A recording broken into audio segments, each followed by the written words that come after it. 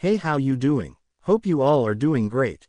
As you seen in the thumbnail, in this video, we are gonna see, what if Naruto had Chronicles Swirling Dragon?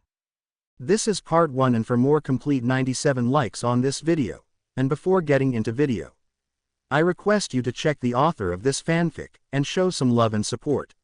Name of the story is Outsider Chronicles Swirling Dragon by Dyslexic. Do check it out. All details in description. Let's get into the video. Also check out Patreon for uncensored spicy content, link in description. What the? I blinked my eyes, but was unable to see anything in the darkness around me. Where am I? I could feel something surrounding me, pressing in from all sides. Normally such a situation would send me into a panic attack, but for some reason I felt safe and content, as if I was in the embrace of my mother. What happened? The last thing I remembered, I was leaving the sports center in the break between rounds to get a drink, and then, nothing. At that moment, I was broken from my confusion as my surroundings suddenly compressed, pushing me in the direction my sense of balance told me was down, head first. What's going on? The compression hit me again, and I caught a glimpse of a flash of light and was suddenly filled with a desire to get out, as well as the familiar indications of a panic attack brought on by claustrophobia, making me even more desperate to get out. It took a while, but a combination of squirming and whatever was pushing me allowed me to finally get out and into the light. At first my vision was a little hazy and I could only make out blurred blobs, and my hearing wasn't much better, only able to pick up garbled sounds. My nose was working a little better, allowed me to smell that I was in some kind of hospital, although the scent was a little different from what I was used to in medical facilities. Nothing overt, just a very slight difference that indicated that they used something slightly different to sterilize the place. Then, something impacted my behind, making me cough up liquid I didn't know I had in my lungs. Hey, what's the big idea? I shouted, or rather, tried to. Instead the shout came out as a baby's wail. Oh shit, I felt someone pick me up, wrap me in something and pass me to another person.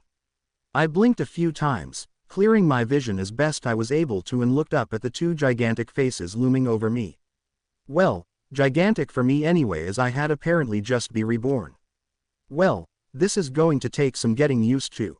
I have no idea what to make of this. It had been about an hour since I had been reborn, and I found myself in my father's arms, on top of a gigantic toad facing down an equally massive 9-tailed fox. Aw shit, this is gonna blow. So yeah. To summarize, I got reborn into the world of Naruto, as Naruto. How am I even supposed to react to that? I guess I can only hope this is a world where the idiot civvies only ignore me, or things could get very messy. Oh thank God, it seems that I got my wish. True, being shunned by the entire population of a village is pretty harsh, and the price hikes the shopkeepers pulled off when I entered was downright murder on my wallet, when they even agreed to serve me that, as I managed just fine. I managed to get Sarutobi to teach me how to fend for myself in the wild, and made use of the massive forests that surrounded the village to get the proper nutrition I needed to keep from stunting my growth. Add to it training in the arts of stealth and sneaking into the library at night, I was able to learn what I was supposed to, and not the watered down or outright wrong information Mizuki tried to feed me at the academy. Oh, yes, I had decided to become a ninja. Not really anything else I could do as a Jinchuriki. Speaking of my training, the issue of Mizuki being a horrible teacher vanished when I was 7 and I met my mental roommates. Yes, roommates, as in, more than one. The moment I closed my eyes, I found myself opening them again to find that my bedroom was replaced with what looked like a sewer with ankle-high water, glowing blue pipes running above my head and a red glow coming from one direction. Well, looks like the fox wants a word, I muttered. All right, let's go see what sort of person it is. I started walking in the direction of the glow, and before long I found myself stood before the cage that held the fox. All right Fuzzball, I'm here. I shouted, what do you want? My response was a very loud snort and the sound of something large turning over, before a pair of sleepy-looking red eyes appeared in the darkness. Wah! What do you want, brat? Rumbled the fox, I'm trying to sleep here. I blinked. You're not the one who asked me here. I asked. The fox didn't, said a new voice, this one deep, rumbling and very Welsh. I did. The fox immediately shot upright, looking around wildly. What the? Who's there? It demanded. TCH, you've got lazy Kyubi, said the voice as a massive footstep shook the chamber. I'm surprised you haven't sensed my presence yet. Who are you? Growled Kyubi. You mean you've forgotten my voice? Has it really been that long? I'm hurt. The sarcasm in the voice was palpable, although I was much more worried about the world-shaking footsteps that seemed to be getting closer. Then, from a rather large tunnel that led off from the chamber, a pair of green eyes appeared, followed by a massive, red foot with golden-yellow talons. Both Kyubi and I watched, wide-eyed, as the owner of said foot began to emerge from the shadows. It was a massive red dragon with green eyes, even bigger than the fox, with razor-sharp teeth, massive horns on its head and nose and a pair of truly massive wings that were folded tightly to its back. At the sight of it, my jaw dropped in utter disbelief. Being reborn was one thing, but this. I'd be less surprised if I found myself containing a walking virus or a bunch of schoolgirls and their teacher. How in the hell did I end up with the goddamn Welsh dragon? Wah, DDRAIG, spluttered the fox, what are you doing here? I would have thought that would be obvious, said Deedrake, the brat here is my current host, just like he is yours. Who? Wah. What? I spluttered, you mean I'm the Red Dragon Emperor on top of being a Jinchuriki? Yep, said Deedrake with a toothy grin. I let out a whimper and collapsed onto my bum. Wait, how do you know about Deedrake? Asked the fox. Watch the kid's memories Kyubi, said the dragon, they make for some interesting viewing. Kyubi raised an eyebrow and closed his eyes. At the risk of bussing the timeline, are you the same Deedrake who lived in Issei? I asked. The dragon's eye twitched. I'll take that as a yes, I deadpanned. Next question, how the fuck are you in me? Oh, that brat was my host over 10,000 years ago, said Deedrake. Little perv ended up dying in his sleep after a 72-hour-long sex marathon with his harem. I blinked a few times, then clapped a hand over my nose to stop the inevitable nosebleed at the idea of doing even half the girls from DxD. Well, at least he died doing what he loved, I said weakly. I suppose, said Deedrake, I have to say, I've had over 1,000 other hosts since then and not one has held a candle to him in terms of power, tenacity and sheer perverseness. Yeah, Issei certainly is. Was an interesting one, I muttered. So, what are the chances of me meeting anyone from DxD, other than you? Basically nil, said Deedrake. I suppose you might meet people with sacred gear and I know for a fact that Albion is still around, but unless Ophis has got over Issei's death and crawled out of whatever hole she crawled into or Red decides to drop by, everyone else is long dead. The loss of belief from mortals basically sapped the gods of power and the devils and angels eventually bred themselves to extinction with mortals, as did the other yokai and other monsters. All that remains now is the so-called bloodline abilities. Like what? I asked. The Yuki Hyoten comes from Seatree blood, the Senju have nature spirit blood, the Kurama clan ironically have Kitsune blood and the Uzumaki clan are descended from the Grimoire family, said Deedrake, and no, that does not mean you'll have access to the power of destruction. Just their incredibly magical potential and control, although Kyubi's presence will throw that off somewhat. So who did get the pod? I asked. Not a clue, said Deedrake. What the fuck? Spluttered Kyubi, finally coming out of its trance. Told you it was interesting, said Deedrake. How? You, spluttered Kyubi as it tried to string together a coherent sentence while pointing at me. I have to say, seeing a massive fox looking so flabbergasted was utterly hilarious and I couldn't help but burst out laughing at the look on its face. Kyubi shook itself out of its shock and glared at me. It's not funny, it protested. Yes it is, I laughed. Kyubi growled and turned away from the cage. It almost looked like it was pouting, which certainly didn't help me stop laughing. Eventually I managed to calm down enough to stop laughing and sat up, wiping away the tears of laughter. Alright, all joking aside, what now? I asked. Well, after viewing your memories, I can safely say that I have no intention of letting all your potential go down the drain into an orange-wearing moron, said Kyubi. Indeed, said Deedrake, not to mention the fact that you'll need to fight the White One in the future. You will need preparing. So then, does that mean you two are going to train me? I asked with a smirk. That we will, said Deedrake. I hope you're ready, kid, cuss we're going to turn you into a worthy host for both our powers. Bring it on, I said, I can take it. Next time I decide to challenge a pair of immortal, insanely powerful beings living inside my gut to give me everything they've got, someone smack me. I really should have seen it coming, but the two of them were absolute demons. Still, I can't exactly complain. Through the use of mental projections, Ddraig was able to teach me numerous fighting styles used by his past hosts, and Kyuubi's chakra allowed said training to be transferred from my mental body to my physical one. From Kyuubi, I learned ninjutsu, mainly focused on my affinities of wind and fire, and fuinjutsu, most of which was either Uzumaki's secret seals or from the lost art of Inmyoto, although that was an extremely difficult art, so I hadn't made much progress. So, it's like this? I asked, sketching out a symbol on the paper tag I was making. No, and don't activate that, said Kyuubi, you'll blow up if you do. Arrg, I can't teach you like this. It shook its head. Oh, screw it. There was a puff of smoke and the Kyuubi vanished. What the? I spluttered as I tried to wave away the smoke cloud that seeped out of the cage. What was that? What? After all those fics you read last time through, you didn't think I only had one form, did you? Said a light and very feminine voice from the smoke cloud as it slowly cleared. Oh, you have got to be kidding me, I said as the smoke cleared to reveal the Kyuubi's human form. She, surprise surprise, was a beautiful young woman with fair skin and pale pink hair tied up in ponytails, yellow eyes and an amazing figure. She was wearing a dark blue kimono that left her shoulders and tops of her breasts visible and had light orange fox ears and tail. Ah, is that chosen or fixed?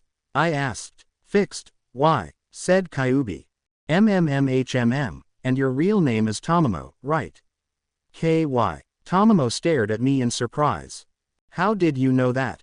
She asked. This is how, I said, creating a screen with caster on it. Oh, right, said Tamamo, I'm not a servant or a goddess though. Although, I suppose I was technically born from one, so. You know what, I don't care, I said with a sigh. Then I smirked. Besides, why should I complain about sharing headspace with such an adorable little fox? Tamamo blinked, before her cheeks pinked. I idiot, don't say things like that, she said, turning away to hide her blush. Bwahahaha, nice one whelp, said Ddraig, it's been a while since I've seen Tamamo blush like that. Tamamo's cheeks immediately burned red and she threw a conjured paperweight at the dragon. He just laughed harder when it bounced off his nose. Shut up, Arrow Ryu, she yelled. Ddraig and I just laughed harder. Outside of my training in my head, I decided to take a leaf out of many of my alternates books by hiding my true skill and power behind a mask of idiocy. While the villages only ignored and overcharged me, I didn't want to risk enticing them to violence by showing off my strength. I didn't chase after Sakura though. I'm not that masochistic. On the other hand, I had made a friend in Hinata. And made a very interesting discovery about what she could do. And I don't just mean the fact that her skills had been blunted by her family's horrible treatment of her. It was during the break time of the first day when I met the shy Hyuga heiress. I was looking for somewhere out of the way to eat my lunch in peace, away from the loud brats that made up most of the school, when I stumbled on Hinata being surrounded by a bunch of civvy students who looked like they had more brawn than brain cells and would likely be drummed out of the academy before the year was over, at least if they didn't get murdered by Hiyashi first for picking on his daughter. Apparently, rumors of Hinata's kind nature were already abundant and this bunch of morons had decided to make themselves feel good by picking on a clan heir. Not very smart, but these were the kind of people who thought that being a ninja was all about epic battles and fame, rather than subterfuge and death. Unfortunately for them, I despise bullies and wasn't the type of person who let someone else be picked on. The fact that I was often the target of bullies due to ignorant parents passing on their disdain for me to their kids certainly didn't help my dislike of the cowards. Hey, at my shout, the bullies turned around and fixed me with a piggy gaze. The leader of the bullies was a huge, fat boy that reminded me of a baby killer whale and made me wonder how in the world he planned to make it through the first PE session, let alone the whole of the academy. He was even larger than the Akamichi and they had the excuse that their clan jutsu relied on their body's stores of energy to work, plus a lot of their body mass was actually muscle. This boy was pure fat. He had a mop of blonde hair and watery blue eyes that contained little intelligence and a heck of a lot of malice, at least for a child. "What do you want?" he demanded. "What do you think you're doing?" I asked. "Don't you know that picking on a clan heir is an incredibly bad idea?" The fat boy snorted, sounding like the pig he resembled. "What, this little freak?" he asked. "I'm just showing her her place compared to us normal people. Now beat it, or you'll be sorry." My eyebrows shot up. Wow, just wow. I knew that some of the civilian residents of the village were jealous of the bloodlines of the shinobi clans and more than a few people were freaked out by the Hyuga's eyes, but to call the heiress of one of the noble clans a freak could and would put you on their shit list, and, since this was a shinobi village, chances are you'd disappeared and never be seen again. It really didn't help that this ignorant little bully and his gang reminded me of another baby whale who picked on someone for being different. However, that wasn't important. What was making sure that these morons didn't become the victim of the Hyuga clan's gentle fist. Broken bones were a lot easier to recover from than ruptured organs after all, and got the message across much easier. I picked up a nearby stone and threw it at the lead bully, nailing him in the back of the head. He turned around, his face turning red with anger. "I'm sorry, maybe I wasn't being clear enough," I said, my voice and eyes colder than an Arctic gale. "Here, let me make it simpler. Stop picking on her or I'll break your legs." The bully looked at me incredulously for a moment, before glancing at his goons. "Hey, wait a sec, I recognize that kid," said one of the morons. "That's the demon kid your dad told us about." The leader blinked and took another look at me, before a slow smile crossed his face. "Well, this is lucky," he said. "Let's get him." "Hoo boy," I muttered as the gang charged me. Now, I could have easily taken them out thanks to the training I'd done with Ddraig and Tamamo, but since I was hiding my skills I couldn't exactly beat the shit out of them like I wanted to. At last I heal fast. Plus, these idiots couldn't actually hit that hard. Eventually, the morons finished beating me up and walked away, laughing and celebrating their victory, leaving me laying on my back. "Idiots," I muttered. Are you all right?" I tilted my head back and found myself looking into a pair of worried, lavender-colored eyes. "Yeah, I'm fine," I said as I sat up. "Those morons have no idea how to do any real damage." I shifted my arm and winced. Although they didn't know how to hit properly yet, the leader's sheer weight meant that his hits did actually do some damage. Hinata noticed my wince and knelt down next to me. "Let me help," she said. It's the least I can do." "Don't worry, I'll be fine," I said. Hinata ignored me and cupped her hands over my injured arm. A moment later, a green aura appeared around her hands and a soothing warmth flowed into my arm. I winced as my left hand tensed up. "Wah, I don't believe it," said Ddraig's voice in my head. "What's up, Ddraig?" I asked. "That power. It's twilight healing." My eyes widened and darted to Hinata's hands where, sure enough, there was a pair of silver rings on her fingers, nearly hidden by the light of the power. "Well, that was interesting." "That's an interesting ability," I said. "It's not medical ninjutsu, is it?" Hinata shook her head. "No, it's not," she said. "Truth is, I have no idea how I can do it. I just developed the ability to heal injuries one day after my sister got badly hurt while we were playing in the forest. She would have bled out before we could get back to the village and I was desperate. The next thing I knew, she was completely healed and I had this power."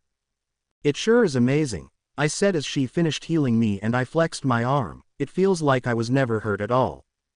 Hinata blushed and looked away. "Why yes, it is a blessing," she said. "I just wish." She shook her head. "And never mind." She got to her feet and bowed to me.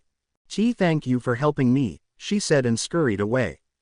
"Wow, she needs someone to give her a hug," said Tamamo. "So what exactly is this twilight healing?" "Twilight healing, a sacred gear that allows the user to heal any injury from any race," said Ddraig. "It's the sort of power any healer would give their right arm for. To think it's in the hands of a girl from a family who consider her gift to be an embarrassment due to their own foolish traditions. That's almost as bad as what happened to Asia," I muttered. "At least she found happiness with Issei and the rest of Ria's peerage. Hey Ddraig, what do you say to helping out another wielder of twilight healing?" "Hey, since when have you ever needed my permission?" growled the dragon. Good point, I said. Right, let's go. And that's how I made friends with Hinata. Sort of. It took a few weeks to get her to stop squeaking and fainting whenever I caught her spying on my training in the waking world, and even longer to convince her to spar with me. Still, it was worth it, even if I did want to kill half of the Hyuga clan by the end of it. Hinata was every bit as talented in the Junkan as Neji. Her form was perfect, her speed incredibly, and her natural flexibility just gave her an extra edge as it made her movements even more flowing. Literally the only thing holding her back was her chronic lack of confidence. Even her kind nature was less of a hindrance than that. To make matters worse, that lack of confidence was pretty well entrenched, and I could not get Hinata to see that she had a ton of potential, even without her twilight healing. To try and prove that she wasn't anywhere near as bad as her family would have her believe, I acquired an anatomy model that was used to teach how the chakra system worked and set it up. It worked by a person channeling some chakra into it, which would then flow through the dummy in the same way as it would the human body. It wasn't perfect, of course, but it did have tenketsu, and dummies like this were also used to train Hyuga in the use of the gentle fist. I set up the dummy and charged it, being careful not to put too much chakra in and blow it up like I did the other one I'd nicked, and took a few steps back. Alright Hinata, let's see what you can do, I said, just do your best. Okay, said Hinata and activated her Byakugan. 10 seconds later, half the dummy pseudo tenketsu were blocked, and, if it was human, it would be suffering from massive internal hemorrhaging and muscle tears. Note to self, do not piss of Hinata. I looked at Hinata with a raised eyebrow as the Byakugan princess poked her fingers together. Sorry, I know that wasn't as good as you were expecting, she said, I'm a failure. I blinked and looked from Hinata to the dummy and back again. Hinata, that was damn near perfect, I said. The only thing you did wrong was not target a lethal point. Look. I pointed at the dummy, tracing the areas where Hinata had targeted. If this had been human, you would have taken him completely out of the fight. What's more, due to the severity of damage to the muscles in the legs, arms and abdomen, their ninja career would be over without immediate treatment from a medic on par with Tsunade of the Sannin. How in the world could that ever be considered to be bad? Hinata blushed a shade of Uzumaki red. Hinata, the only thing holding you back from being a great ninja is your lack of confidence, I said. You are incredibly talented in the Junkan, and with your control and that healing power of yours, you'd make an excellent medic nin, easily on par with Tsunade. Had you been born into any other clan than the Hyuga, your powers would be welcome and nurtured, not ridiculed and scorned. Hinata's blush darkened to the point where it was gremory red. But my father. Oh, that's it, growled Diedreg, making us both jump and look down at my left hand. Listen up, princess, your father and clan are complete morons. That power of yours is not a simple healing power. It is, quite literally, a gift from heaven. Its name is Twilight Healing, and it can heal anyone. Human, devil, angel, dragon, yokai, you name it. Do you have any idea how rare a power like that is? Hinata stuttered, although whether it was from the fact my hand was talking or the fact she had just been told that her healing ability literally came from a long-dead god. Naruto, your hand's talking, said Hinata.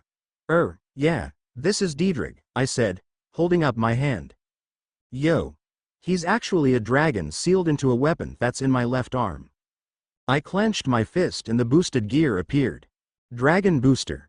Hinata jumped at the unexpected shout. Like your Twilight Healing, the boosted gear is a sacred gear, an artifact created by God of the ancient world in order to create miracles on Earth.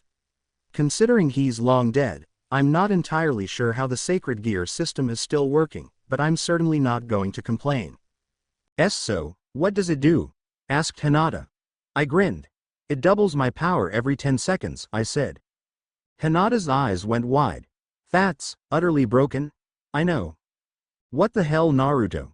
BWAHAHAHAHAHA, you losers can't catch me. I yelled as I ran from the Chunin who were chasing me. It might seem childish, but I couldn't resist the urge to channel Naruto and painted the Hokage monument. In my case, I'd drawn a dragon around Hashirama's head, a magical girl had on Tobirama with a winged staff next to him, blood coming out of Sarutobi's nose and a blush on his cheeks with a copy of Ika Ika next to him, and fox ears and whisker marks on my dad's face. Naruto. Gah, I skidded to a stop as Iruka landed in front of me. I turned to run in the other direction, but the teacher snagged me by the back of my collar. "What the hell do you think you're doing?" he roared. "Calm down, sensei, it's just water paint," I said with a foxy grin. "Just add water and it'll come right off." Iruka's eye twitched. "That's not the point, moron," roared Iruka as he dragged me back to class. "So, since Naruto decided to act out, everyone has to review the transformation jutsu again," said Iruka once we got back, eliciting shouts of protest from the rest of the class. "This is all your fault, Naruto," muttered Shikamaru. "Ah, bite me," I muttered as I stepped up for my turn. "And no sexy jutsu this time, Naruto," growled Iruka. Yeah, I got it," I said. "Transform." I was hidden by a puff of smoke. A moment later, the smoke cleared and everyone's jaws dropped. I hadn't done sexy jutsu, or rather, my female form wasn't naked. Instead, she was wearing an orange and white sailor fuku with a very short skirt, a headband with fuzzy fox ears and the Uzumaki swirl as the decorations, long, black stockings with orange around the tops, orange high-heeled shoes, elbow-length, fingerless gloves that matched her stockings, and was holding a rod with the Hake no Fuin Shiki inside a circle at the top with a pair of wings sticking out the side. I spun on my heel and struck a pose. "Magical girl Q-chan, ready," I said in a cute voice. Splat! Most of the males in the room keeled over with massive nosebleeds, including Iruka. Probably because the length of my skirt had allowed them all to catch a glimpse of my orange-striped panties. Hey, the main world might be Naruto, but that doesn't mean I can't channel Eki logic like my life depends on it. BWAHAHAHA, priceless.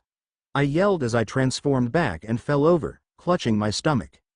"Stop fucking around, Naruto," roared Iruka, shooting back to his feet. Naturally, once class was over, Iruka made me clean of the Hokage monument. However, since I knew it was coming, I had used water-soluble paints, so it took me about 10 minutes to do before the two of us headed off to get something to eat. "Hey Naruto, can I ask you a question?" said Iruka. I said around a mouthful of ramen. I wasn't ramen mad like the original Naruto, but Ichiraku was one of the few places that would serve me, and it was damned good stuff. "Why do you hide your skills so much?" asked Iruka, "and don't give me that look, I can tell." I sighed. "Iruka-sensei, you know how the villagers treat me," I said. "The reason I hide my skills is because I don't want to tempt them to step up their game. Once I become a ninja, I'll stop hiding, but for now, I can't do anything because I don't want to give the civilian council any ammunition to use against me." Iruka sighed. "I guess I can't blame you then," he said, "although I have to ask, how much are you holding back?" I just grinned. "You'll find out tomorrow," I said, draining the last of my bowl. "Thanks for the meal, sensei." "See ya Ayame, old man." "Come back soon, Naruto," called Ayame as I ran off down the street. It didn't take me long to get home, and I immediately headed into my lab, which was actually the apartment next to mine. Since the building I lived in was basically abandoned, apart from a crazy lady with too many cats on the ground floor, it hadn't been hard to convince the Hokage to get the landlord to rent me another apartment. The greasy old man who ran the place was one of the few non-shinobi in the village who didn't hate my guts, and he was more interested in the money anyway. I'd converted my second apartment into a decent enough seal lab where I worked on my tags and ofuda. Currently, I was working on a way to get Tamamo out of the seal without killing the pair of us. It wasn't going well. I had managed to create a Shikigami tag that allowed her to leave the seal for a short time, but her body was so fragile that she might as well just be possessing a shadow clone. Unfortunately, to do that, I'd need to open the seal, which needed the key, which I didn't have. This is impossible," I yelled, slamming my fist into the table. "Calm down, Naruto," said Tamamo, "I'm sure you'll get it." "No, Tamamo, I won't," I growled. "I can't brute force the seal without potentially killing both of us." "Then why don't you just circumvent it?" growled Diedrich. Up until now, you've been trying to get Tamamo out with all her power," said the dragon. "However, without the key, that's impossible." I blinked a few times, then smacked my head on the table in front of me. "Why the fuck didn't I think of that?" I groaned. "So, you could do it?" asked Tamamo, sounding excited. "You could get me out?" "I think so," I said as I dropped into my chair, but if I did it like that, you'd have, at most, a single tail of power. You'd probably be able to work your way back up to 9, but... I don't care, yelled Tamamo, cutting me off. I've been sealed for over 100 years. I want to see the sun again, damn it. Get me out. Alright. I get the point, I said. It'll take me some time, but I'll get you out. Whoa, freedom, yelled Tamamo, and I got the distinct impression she was dancing around like a complete loon inside her cage. Don't worry, Naru-kun. I can wait. Just get me out of here so I can kiss you. Huh? Bwahahahahah. I love my new life, yelled Diedrich as the sound of a very large lizard rolling around echoed around my head. The rest of the evening was spent trying to figure out the best way to get around the seal so we could get Tamamo out. Fortunately, we didn't have to worry about making her a body because Diedrich happened to know a spell that could be used to create an artificial body using a mixture of biological samples, yoki and magic, 3 things that would be easy to get. The body would be living in every way that mattered. All it needed was a soul, which would be Tamamo. By the next day, I was nursing a headache. Since discovering that I now had a concrete way of freeing her, Tamamo had been driving me barmy with her happy singing and Diedrich's constant chuckles at her antics. I have to admit, having dropped into my mindscape to see what the fuss was about, seeing the fearsome and mighty Kyuubi doing the Snoopy dance in the cage was quite the sight. Still, that didn't stop her antics keeping me up. Fortunately, Tamamo was nice enough to provide some energy so I'd be able to get through the day, but that did little for my pounding head. As a result, I wasn't paying any attention to where I sat and ended up next to Sasuke. Sasuke was... how can I put this? He wasn't that bad. I mean, he was an arrogant brat and obsessed with power, but at least he didn't go around demanding things from people.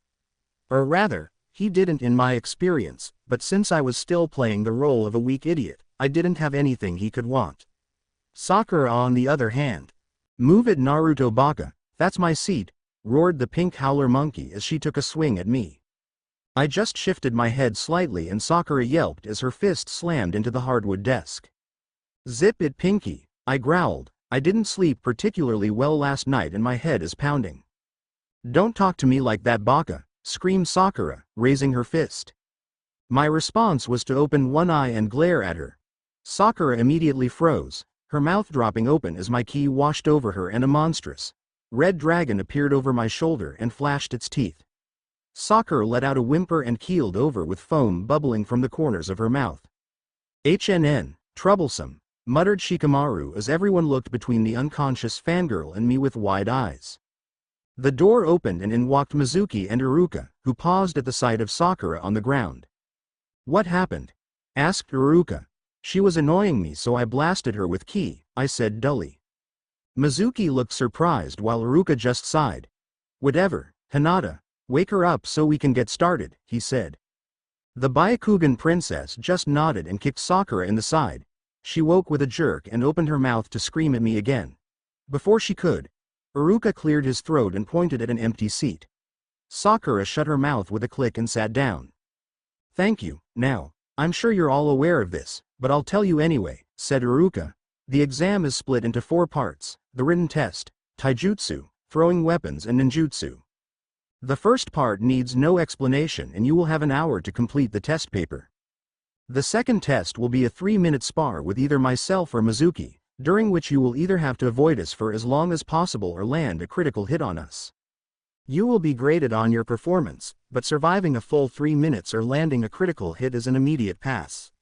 The third test is a marksmanship test where you will need to show us what you can do with kunai and shuriken. You will get 5 of each and will be marked out of 10. Finally, in the last test, you will need to perform the 3 academy jutsu to a satisfactory level.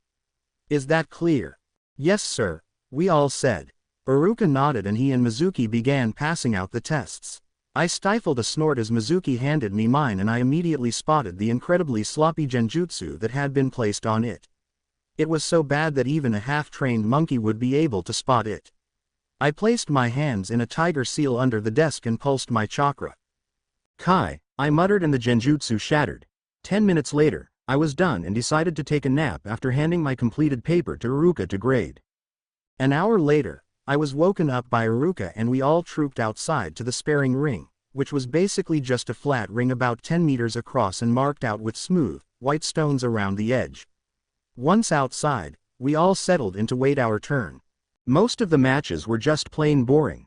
Since most of the class came from a civilian background, they only had the academy style and occasionally the basics in more advanced styles in the serious students and those with shinobi parents.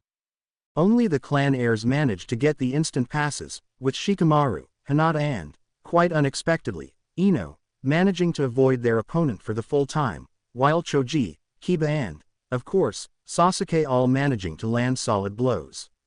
I would say that the Uchiha had been let win, but considering his opponent was Iruka, I had to grudgingly give him the credit he was due. Barely. When my turn rolled around, I stepped into the ring across from my opponent, who just so happened to be Mizuki. I eyed the traitor warily as I slipped into the starting stance of my style. You might be expecting it to be something really dangerous I created myself or an insanely powerful style taught to me by Tamamo or Didrake, but the truth was, it was just Muay Thai. What? It was a very effective fighting style and it didn't exist in the current time, so no one would know what to expect. Still, I really didn't like the look in Mizuki's eyes, so I started channeling chakra into my limbs to strengthen them. As it turned out, that was a good idea as Iruka started the match and Mizuki immediately dashed forwards much faster than he had in the previous matches. I ducked under the haymaker he threw at my head and darted out of the way of the follow-up kick. Damn, he's serious, I muttered as I deflected another punch with a palm strike. Then stop toying with him and take him down, said Tamamo. I smirked and ducked under a wild haymaker, responding with 3 jabs to the gut and a jumping punch to the jaw. Sure you can. There were 2 loud crashes from inside my head. God damn it, brat! Roared Diedrich. Flawless victory, said Tamamo in a deep voice. Wrong franchise, Fuzzy. I just cackled as Mizuki finished his graceful arc through the air by crashing face first into a wall. The entire class goggled at me. Nice work, Naruto, said Iruka, full marks. Are you okay, Mizuki-sensei? I asked as the teacher slowly got to his feet, rubbing his bruised jaw. Sorry I hit you so hard, I guess I got carried away. No problem, said Mizuki with a fake smile. Naruto baka, how dare you hurt Mizuki-sensei like that? Shrieked Sakura as she stormed over and raised a hand to hit me. I turned on my heel, evading the punch and tripped her, sending her crashing to the ground. Sakura, sit down and leave Naruto alone, said Iruka without looking up from his clipboard. Sakura scowled, but did as she was told as I headed over to where Hinata was sat and plopped down next to her. Hinata's response was to shuffle a little closer with a small blush on her cheeks. Ever since that day when Diedrich had told Hinata to stop listening to her father and focus on what she could do, not what others wanted her to do, she had not only improved in leaps and bounds, but the two of us had become very good friends. Frankly, the only reason we weren't an item was because of my mask, but since that would be dropping by the end of the day, that would no longer be an issue. Eventually, we finished the taijutsu tests and moved on to the throwing range where we were joined by a bandaged Mizuki. Once again, the fangirls did badly, the serious kids did alright and the clan kids did relatively well. Sasuke decided to show off by throwing all 5 of each projectile at the same time and ended up with 8/10, the best so far. He returned to his seat among adoring cheers from his fangirls. I stepped up and took the offered kunai and shuriken from Iruka, before turning and throwing all 10 at the same time.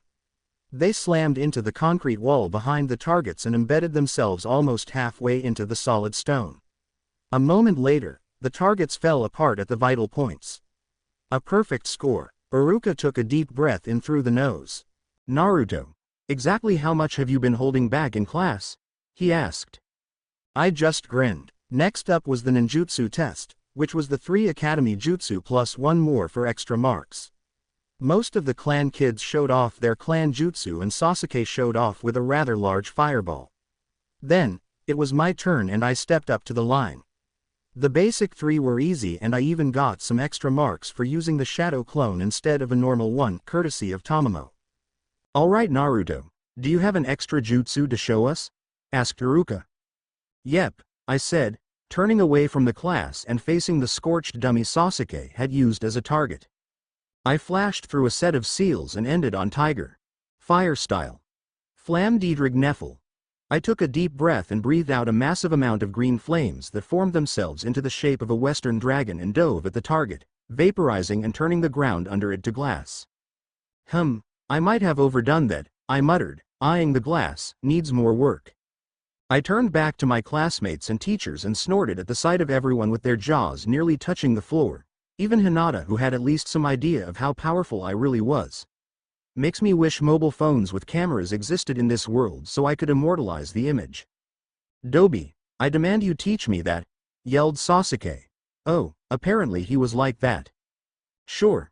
Just let me know when you have Jonin-level chakra reserves and a fire affinity as strong as the Nidaime Hokage's water affinity, I said brightly. Yeah, D-Drake's presence had a massive effect on my chakra, resulting in my fire affinity to the point that it completely eclipsed my wind affinity. Tamamo's presence certainly didn't help since she was also a fire type. As for why the fire was green, I think that had something to do with D-Drake as well, although I have no idea why and the dragon wasn't talking. Sasuke scowled and sat down. Fortunately, Sakura was still too gobsmacked to screech at me.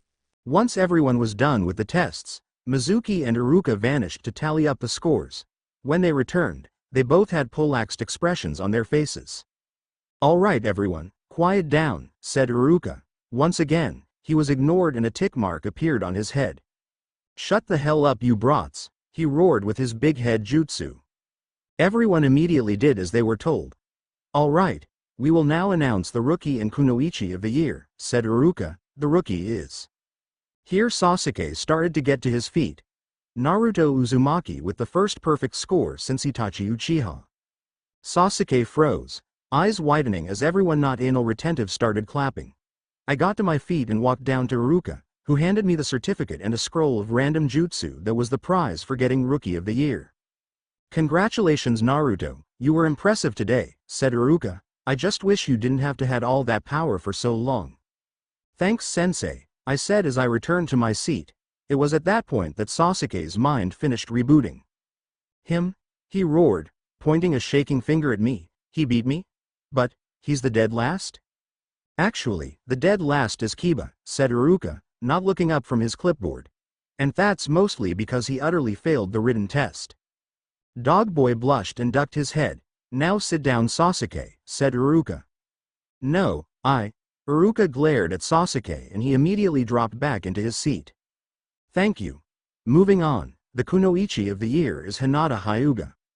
Hinata blushed as she stood and walked down to accept her reward. Nice work Hinata, I said as she returned to her seat. Thank you Naruto, said Hinata, still blushing slightly. With that out of the way, Iruka told us to be back in a few days for team assignments and let us go.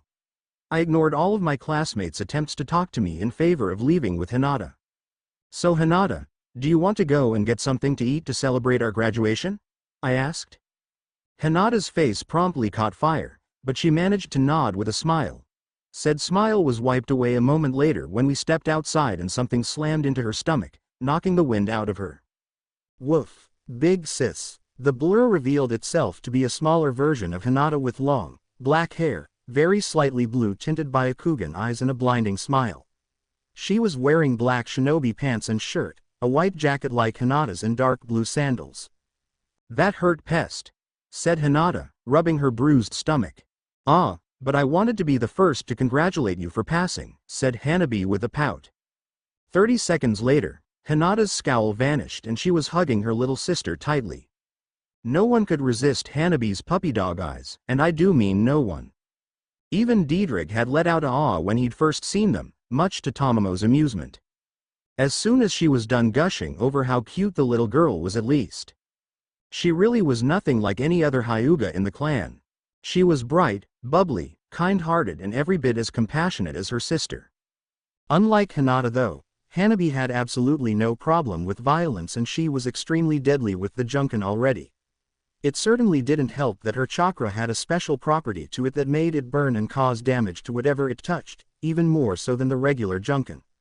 When Diedrich had seen her use it when she trained with Hinata and I once, he had burst out laughing, although he wouldn't tell me what was so funny. Anyway, once Hinata finished gushing over how cute her sister was, the three of us headed off to Ichiraku's for a victory feast. I'd have to deal with Mizuki tonight, but for now I was ready to have some fun. So let me get this straight, said the Hokage as he massaged his eyes. Mizuki approached you after class and told you about a super secret extra credit exam that would allow you to jump straight to Jonin? Yep, I said. And in order to do it, all you needed to do was steal the forbidden scroll and meet him in the woods? Yep. And you want to take the scroll and do what he wants so you can catch him in the act? Yep. The Hokage sighed and lit his pipe. He took a couple of puffs, before he suddenly slammed both hands down on his desk. Are you out of your mind? Yep. What? I wasn't listening. The Hokage's eye twitched. Naruto, Mizuki is a chunin, he said. You are a fresh genin, even if you did ace the exam. What makes you think you can beat him? This, I said and activated my boosted gear. At the sight of the red gauntlet, Sarutobi's eyes widened. Wah! How did you get that? He spluttered. I was born with it, just like Hashirama, I said. I assume you know what it does. The Hokage groaned and rubbed his eyes again. Next you'll be telling me you know who your parents are, he grumbled under his breath. I do actually, I said. Tamamo, the gigantic, nine-tailed fox sealed inside me told me. Thunk. Naruto, are you trying to give me an aneurysm? Roared Sarutobi. I just gave a foxy grin. Oh, you are definitely your mother's son, he growled. All right, fine. If you've got the boosted gear, you'll be fine against Mizuki, so I'll allow you to go after him. He fixed me with a glare. But when you're done, you will tell me what the Kyubis taught you. Fair enough, I said. So, the scroll? Sarutobi growled and stood, leading me out of the office to the room where the scroll was kept. You'll have to knock me out, said the old man, make it look good. Okay, I said. Transform. There was a puff of smoke and magical girl Q-chan made another appearance, this time starkers aside from her stockings and gloves. Sarutobi blinked, before going rocketing back with an excessive nosebleed. I may have gone overboard there, I muttered as I switched back and grabbed the scroll. Ya think? Said Tamamo. I didn't even know the human body could hold that much blood. He'll be fine, I said. Now, let's get going. It didn't take me long to reach the meeting point and I immediately opened the scroll. I may already know how to use the shadow clone, but who knows what other gems were hidden in this thing. As it turned out, quite a bit. Apparently, my father had placed a number of his old seals into the scroll which were definitely worth copying down to study later. Unfortunately, the key to the seal wasn't in the scroll, but that was fine. Thanks to some of these seals, I'd be able to finish my work on what I needed to free Tamamo much sooner than I first thought. I was just putting the finishing touches to the seal I'd be using to do just that when I sensed someone approaching rapidly. I quickly rolled up the scroll and resealed it in the tattoo on my wrist, just as Iruka landed in the clearing. Naruto, what the hell do you think you're doing? He roared. Oh, Mizuki told me that if I stole this and learned a skill from it I could get jumped straight to Jonin, I said. Are you here to grade me, sir? Iruka blinked a few times. Naruto. There's no way you'd fall for something like that, he deadpanned, so why? We both reacted a second later as a wave of throwing weapons flew through where we'd been standing a moment before. That wasn't nice, Mizuki-sensei, I said. Hey, just a little test, Naruto, said Mizuki with a fake smile. Now, give me the scroll and we'll see about getting you promoted. Iruka and I just gave the traitor a blank look. Mizuki, you don't honestly think that Naruto would fall for a trick like that, do you? Asked Iruka. That wiped the smile of Mizuki's face. All right, let's get this party started, I said as I activated my boosted gear. Dragon Booster. Iruka jumped and both Chunin gave my gauntlet an odd look, before shaking off their confusion in favor of the upcoming brawl. Hey Naruto, do you want to know a secret? Sneered Mizuki. Iruka's eyes widened. No Mizuki, don't, he shouted. Sure, why not? I said as my power doubled. The longer the idiot drew out the fight, the more powerful I'd be. 12 years ago, the fourth Hokage defeated the Kyuubi that was rampaging through the village, said the traitor. You were all told he killed it, but that's impossible for a human. So, since he couldn't stop it, he sealed it away inside a child. He pointed at me. Into you, Naruto Uzumaki, he said with a cackle. You are the nine-tailed fox. You are the monster who destroyed our village and killed Iruka's parents. I blinked at the idiot, before bursting out laughing. What's so funny, demon? Snarled Mizuki. Oh, sorry, I just find it funny that you think I'm Tamamo, I said, sorry to disappoint, but I'm no more her than I am the dragon in my left arm. The two Chunin stared at me. Boost. Speaking off, now I'm powered up, let's get this party started, I said, clenching my left hand and thrusting it into the air. Time to power up. Explosion. A burst of pure power and green energy exploded off me, shredding my orange jacket in the process. You are so childish, brat, grumbled D-Drake. I just grinned and dropped into my stance. A moment later, Mizuki was forced to jump out of the way as the branch he was stood on exploded into splinters as my fist slammed into it with roughly the same amount of strength behind it as one of Tsunade's punches. What the hell? Spluttered Mizuki. How did you do that? You really are a demon, aren't you? Nope, I'm a dragon, I said smugly. As for how I did that, well, I'm currently sitting pretty at about 32x my normal strength, both physical and chakra levels. Mizuki and Iruka goggled at me. I just grinned and vanished again, appearing inside Mizuki's guard. The traitor's eyes had just enough time to widen, before my fist slammed into his stomach and sent him flying into a tree with enough force to completely shatter the trunk. Mizuki groaned as he opened his eyes to send a pained glare my way. So, are you ready to give up yet? I asked. Like hell I am, demon brat, snarled Mizuki, reaching into his pocket. I was hoping to save this, but I'm going to use the power Lord Orochimaru gave me to crush you. He pulled out a vial and raised it to his lips. Oh no you don't, I yelled, summoning a small, red orb of power, dragon shot. There was an almighty boom, not unlike thunder, and a massive beam of light shot out. Mizuki screamed as the light consumed him and a good portion of the forest in a straight line behind him. A couple of seconds later, the light faded to reveal that a wide trench had been carved into the forest floor with a lightly steaming Mizuki with burns all over his body. I think you overdid it a bit, said Iruka, eyeing the destruction. Nah, I held back enough so I didn't kill him, I said. Reset. Iruka sighed. You know what, let's just leave Mizuki for the Anbu, he said, as the masked Black Ops shinobi dropped down and started trussing up the groaning Mizuki. For now, let's get the scroll back to the Hokage. Got it, I said and picked up the discarded scroll. It didn't take us long to get back to the Hokage's office where we gave our report to the old man. Once we were done, Iruka was dismissed and I found myself on the receiving end of an intense glare from the old man. Talk, he said, how do you know about the 9 tails and why did you call it Tamamo?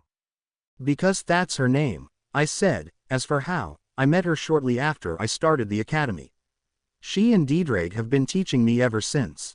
Sarutobi stared at me. So what you're saying your teachers are an insanely powerful and ancient dragon and a fox demon? He said. Pretty much, I said. Oh, and you should also know I plan to get Tamamo out of the seal. What? It's not what you think, old man, I said hastily. I'm not about to remove the seal, that would kill the both of us. Then what, pray tell, are you planning in that scary little head of yours? Growled Sarutobi. Simple. I'm going to create a new body and transfer Tamamo's soul into it, I said. The end result will be her consciousness is freed and all her power is still stuck in me. And she's okay with that? Asked Sarutobi. Yes, get me OUUUUUUUT. Yelled Tamamo. Considering she's been yelling at me to hurry the hell up since she found out I could do it, I think so, I deadpanned. Oh, tell the old man I wanna be a ninja, said Tamamo. Huh, what now? Growled Sarutobi. Apparently Tamamo wants to be a ninja, I said hesitantly. Sarutobi stared at me uncomprehendingly. You mean, the 9-tailed fox wants to join the ninja forces? He said slowly. Ooh. I got the image of Tamamo nodding rapidly in my mind. Yes, I said slowly, just as confused as the old man. Sarutobi stared at me for a moment, before reaching into his desk and pulling out a bottle of sake with the words for emergencies written on the side. High-proof liquor for dealing with namikazes and uzumakis, said the old man. I haven't needed it in years. He took a long pull on the bottle, carefully put it away, and then slammed his fists into the desk. Why? Because it looks like fun. said Tamamo with me as a mouthpiece. Mito-chan and Kushi-chan loved it and I want a chance to kick loose after a century being sealed away. You know what, screw it, groaned the old man, I'm gonna have to redo the team selections, but fine. But I want to be there when you let her out. Fair enough, I said, I'll do it tomorrow after I've finished my registration. Sarutobi nodded. Alright, now, unless you have any other bombshells. Not that I can think of. Then get out. I jumped out the window. And use the fucking door. The next day dawned bright and way too early thanks to an overeager Tamamo somehow managing to blast an air horn in my ear at 5 o'clock and kept me up with a never-ending stream of babbling about what she'd do when she got out, ranging from skinny dipping in the hot springs to gorging on Ichiraku ramen. Eventually, I gave up trying to sleep and instead got up to start my day. The first job after breakfast and morning rituals was to sort out my shinobi license and complete my registration. So, after getting dressed in my new ninja uniform, standard issue shinobi pants and a red shirt with a black dragon coiling across the fabric and Anbu armor on my shins and right arm, I headed out to do just that. Well, you're early today, Naruto, said the Hokage as I handed in my forms. Yeah, Tamamo woke me up and wouldn't let me go back to sleep, I grumbled, she's getting impatient. Sarutobi chuckled. Well, unfortunately, she'll have to be patient a little longer, he said, I need to stay here and finish registering your classmates. Wah! But, protested Tamamo. Calm down, Tamamo, growled Diedrig, you've waited this long, you can wait a little longer. I got the distinct impression that Tamamo was pouting. Fine, I snickered. Alright, I'll see you later then, I said, getting to my feet. Before I could leave, the door suddenly slammed open and a small blur shot in. Time to die old, gack, thunk. Oh, not this again, grumbled Sarutobi. Who's the squirt? I asked. My other headache, my grandson, Konohamaru, said Sarutobi. Oh, fair enough, I said and turned to leave again. Honorable grandson. Just before I could, however, the door slammed open again to reveal Ebisu. At the sight of me stood in the door, he scowled, but didn't say anything. I bet his glare with one of my own. Hey, don't ignore me, shouted Konohamaru, breaking off the staring contest between me and the Jonin. You were the one who tripped me, weren't you? You say something. I said. Sarutobi spat out his tea. Naruto, don't you dare start channeling Kakashi, he yelled. Sorry old man, I said, and I didn't trip you kid, you tripped over your own scarf. You can't talk to me like that, yelled Konohamaru, I'm the Hokage's Gron. Thunk. And I should care about that why? I asked as the annoying brat held his now throbbing head and glared at me through pained eyes. Anyway, I'm done here. Laters. This time I went out the window. Why'd I bother? Grumbled Sarutobi. This brat's annoying, growled Diedrig as I walked through the village, doing my best to ignore Konohamaru's amateur attempts at hiding from me. Give him a break, he's still young, I said. That's not it. What's annoying is that he's following us in the first place, said Diedrig. Point taken, I said. Hey, is Tamamo alright in there? She's been rather quiet. She's pouting. Oh, fair enough, I said as I stopped walking. Hey kid, you do know that she's supposed to go the other way around, right? So, you've seen me, said Konohamaru as he dropped his disguise. I sighed. This was gonna be a right pain in the ass. I'd been hoping to avoid this. What do you want? I asked. I assume you're following me for a reason. I want you to teach me the jutsu you used on my grandpa, said Konohamaru. I let out a huff. It was just the transformation jutsu, I said. All I did was turn into something that would be able to take out any pervert and at least distract any straight man. Konohamaru cocked his head on one side in confusion. What do you mean? He asked. You'll find out when you're older, I said. Besides, if you're looking for a shortcut to becoming Hokage, you're wasting your time. Huh, there are no shortcuts in life, I said. If you want to become the Hokage, you'll have to work for it, work harder than anyone else. Do you want to be Hokage, Naruto? Asked Konohamaru. Not really, I said. Nah, I don't think the job would suit me. What I want is to be able to fly higher than anyone else. I raised my arm and clenched my fist. I want to see this world and fight the strongest opponents I can. Hua, that's so cool, said Konohamaru with glistening eyes. I smiled and patted the boy on the head. Huh. Oh, that's interesting, muttered Drake. What's interesting? I asked. This kid. I think he has a sacred gear, said the dragon. I can sense something hiding in his soul. Really? Which one? I asked. Not sure, but I think it contains a spirit, said Drake. I can't tell what it is though, and it won't activate any time soon. Can we force it? We could, but that would be a bad idea, said Drake. The kid's body would likely be too weak to handle it. For now, we should just keep an eye on him. Got it, I said. Anyway, I'll see ya around, kiddo, I said out loud. For now, I gotta go do something. Later. I jumped away, just in time for Ebisu to land nearby, shouting for Konohamaru. Drake, are you sure this list is right? I asked as I walked through the market. After I had left Konohamaru, Drake had informed me that before we could perform the ritual to get Tamamo out, we needed to do some shopping. And the list he gave me was quite an interesting one. For the last time, yes, that is completely accurate, growled the dragon. It's just water, calcium, potassium. These are ingredients to make a person, I said. Exactly. I stopped. Drake, are we about to do human transmutation? I asked. Yep. My eye twitched. You do have access to my memories, right? I said. I do. Oh good. Now watch the ones labeled Fullmetal Alchemist. Already have. In that case, you won't mind me asking if you're out of your damned mind. I yelled, ignoring the odd looks I was getting from my fellow shoppers.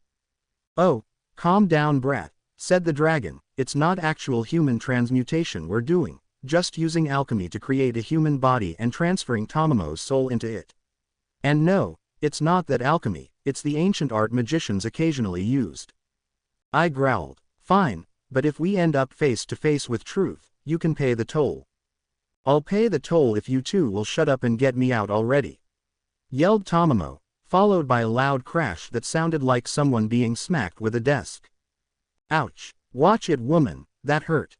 It was supposed to, you oversized newt. What did you say? I sighed and tuned out the bickering and continued on to the marketplace to buy what I needed. A few hours later, I met up with the Hokage after being informed by an ANBU that it was time and headed to one of the more out-of-the-way training grounds that came with a handy sealing barrier that would prevent any chakra from getting out. I was pretty sure that there wouldn't be any leakage of Tamamo's chakra, but Sarutobi insisted. Alright then, let's get started, I said as I unsealed a scroll from the tattoo on my wrist. First things first, the circle. I summoned a few shadow clones and sent them to draw the required circle. It didn't take long with a few precise applications of wind chakra. Once it was done, I placed the scroll in the middle and unsealed the contents, a metal bowl with the ingredients for the ritual in it in the form of a brownish sludge. What is that stuff? Asked Sarutobi. A mixture of water and a number of other elements, I said. Basically, that sludge is composed of the same stuff that makes up humans. It'll be the basis for Tamamo's new body. I see, said Sarutobi. I double-checked the circle, before drawing a second, smaller circle connected to the larger one and took off my shirt. A quick application of chakra caused the seal to appear on my stomach and I quickly started drawing another seal around it, leading up my chest and over my arms. This is what'll allow Tamamo to be transferred into the new body, I said in answer to Sarutobi's questioning look. Enough stalling, let's get started, said Tamamo. Alright, time to get going, I said. I suggest you take a few steps back, old man. I don't want to accidentally draw you in. Is that likely? Asked Sarutobi as he did as I asked. Nah, but it's better safe than sorry, I said as I sat down in the smaller circle, and, go. I slammed my palms into the circle and the entire thing lit up with a brilliant, blue light and started discharging energy in the form of lightning bolts. The ingredients started to bubble and swirl, rising up in a miniature twister as the energy began to focus. With that started, I shifted my focus to the second part of the ritual. I drew a kunai and made 2 small incisions on my hands in the center of the circles that ended the seals, before slamming my now bloody hands into a pair of matching circles in front of me. Here we go, cheered Tamamo as the seals on my body started to glow red. I winced as I felt the burning sensation of her chakra flowing through the seals, but kept my focus.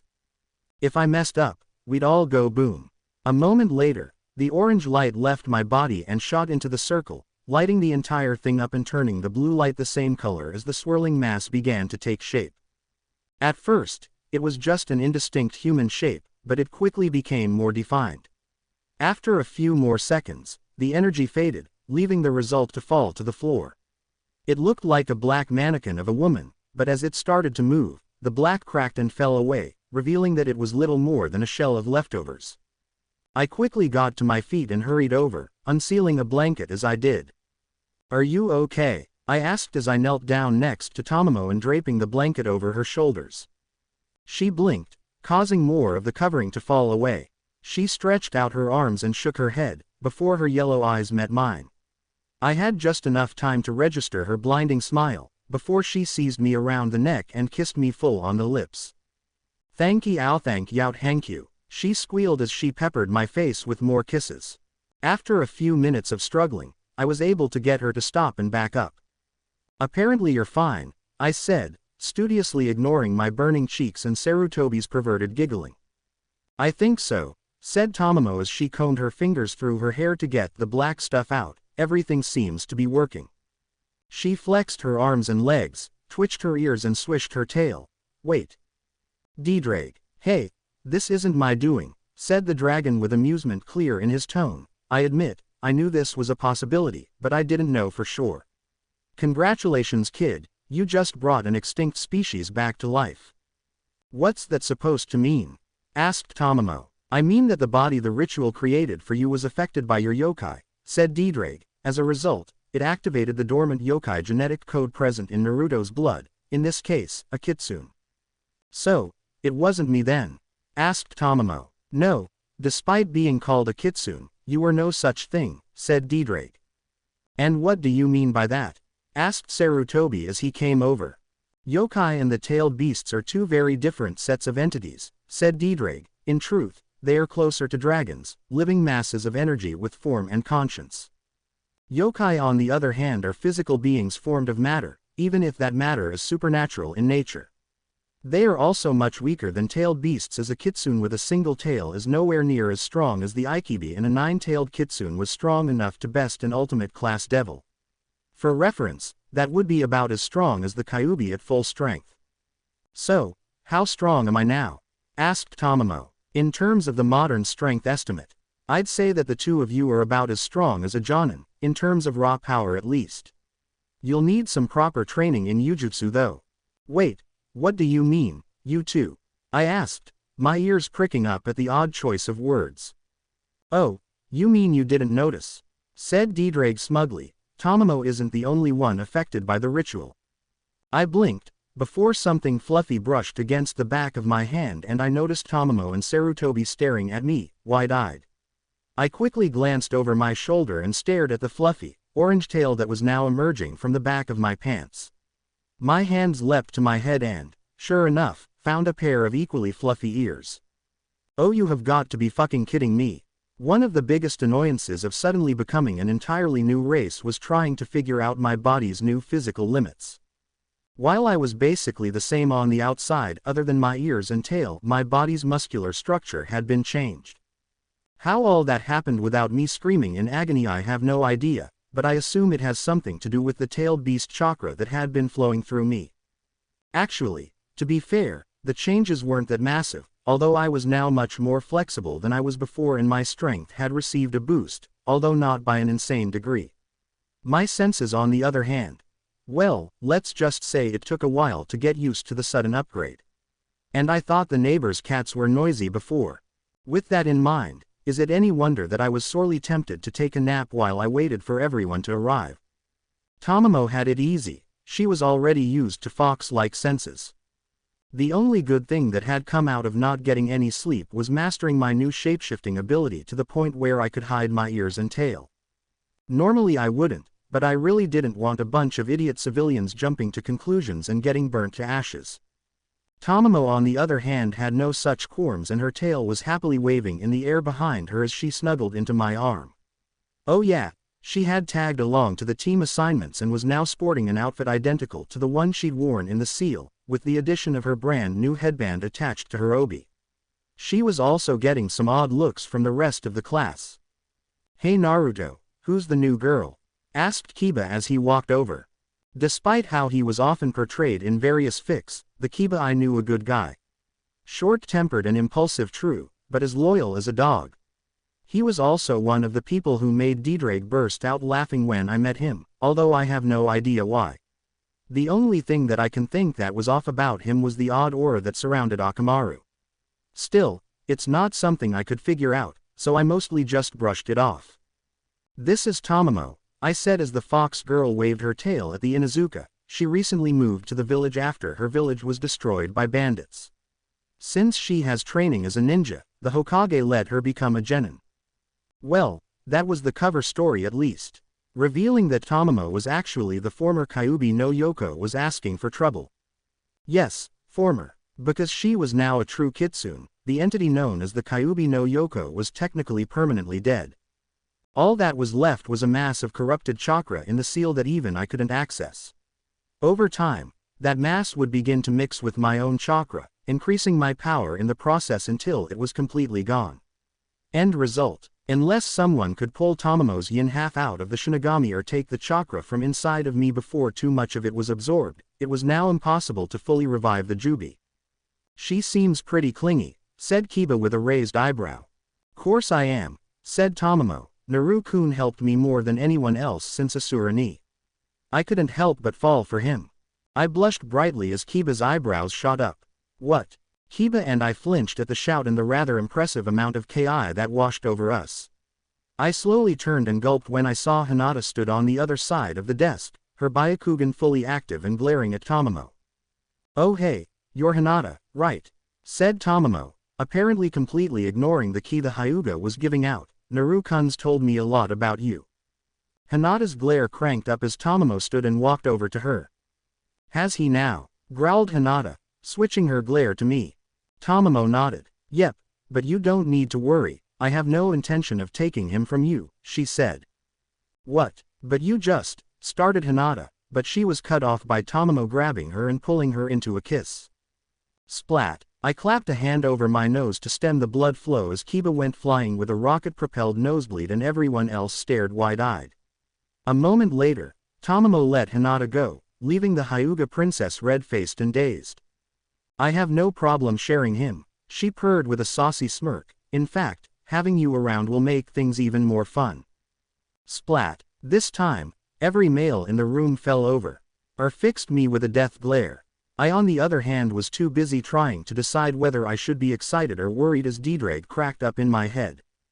"Biwahahaha, you're even better at this than Issei was," roared the dragon. "Well when you put it like that," stuttered Hinata. "Great." Tamamo seized Hinata's arm and dragged her down onto the bench where the two girls quickly struck up a conversation as soon as Hinata had shaken off her daze. "Naruto." I glanced up at Kiba, who had regained his feet, as he put a hand on my shoulder. "Great job." He gave me a thumbs up with anime tears flowing down his cheeks and blood still running from his nose. I sweat dropped.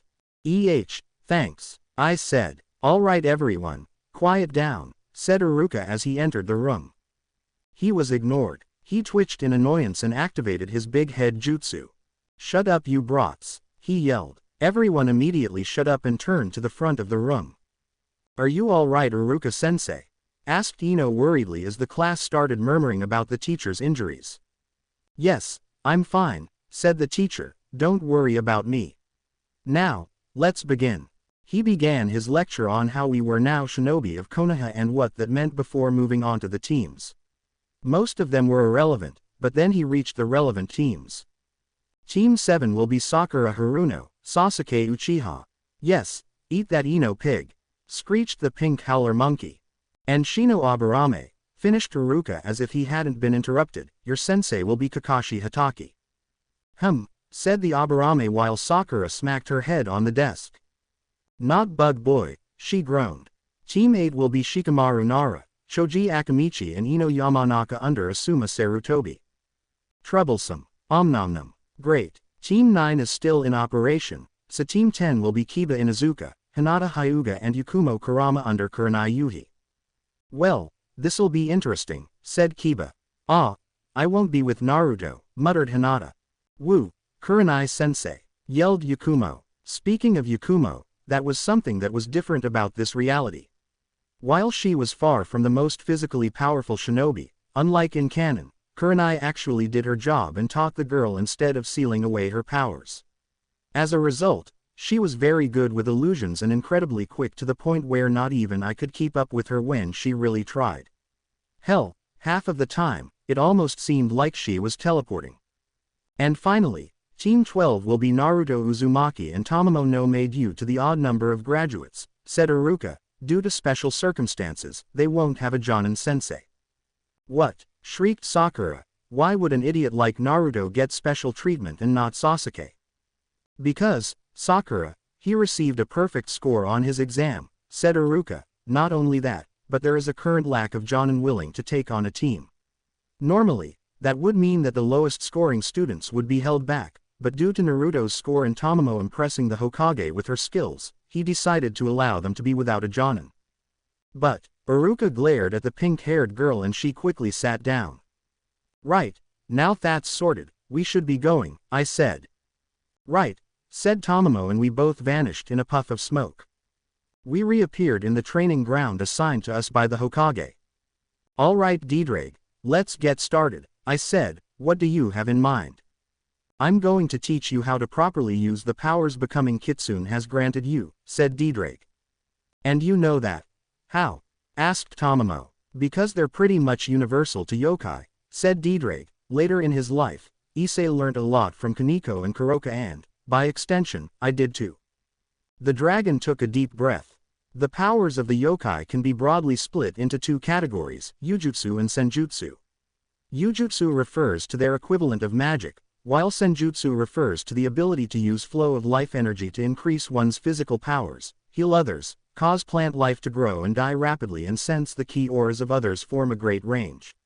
I intend to teach you both. Question, said Tamamo. I understand that ninja have Senjutsu as well, mostly from the Summon clans and the Senju clan. Are they different? Yes is the short answer, said Didraig. Modern Senjutsu is the art of drawing in and using natural chakra to greatly increase one's ability. Yokai Senjutsu cannot do that, instead using one's own spirit to empower them. Kinda like opening the gates, only with far less of a boost and much less danger. There is a downside to it however. When used, Senjutsu absorbs the malice and negative emotions of the world. If improperly trained, a user can lose themselves to these negative emotions and go completely berserk. While it isn't as powerful as modern Senjutsu, a berserk user would be incredibly hard to stop. Sounds like fun, I said. Alright, how do we get started? The first step is to learn how to separate your chakra, said Didraig. Once you've done that, you'll be able to learn both skill sets. Fortunately, your transformation into a kitsune will have naturally allowed you to split them instinctively without too much trouble. Really? Well, okay, I said. Worth a shot, said Tamamo. We both closed our eyes and focused. Almost immediately, the image of a ball of blue fire appeared in my mind, the image of my chakra. Any ninja worth his salt could do something like that since it was the basis of accessing one's chakra right at the start of our training.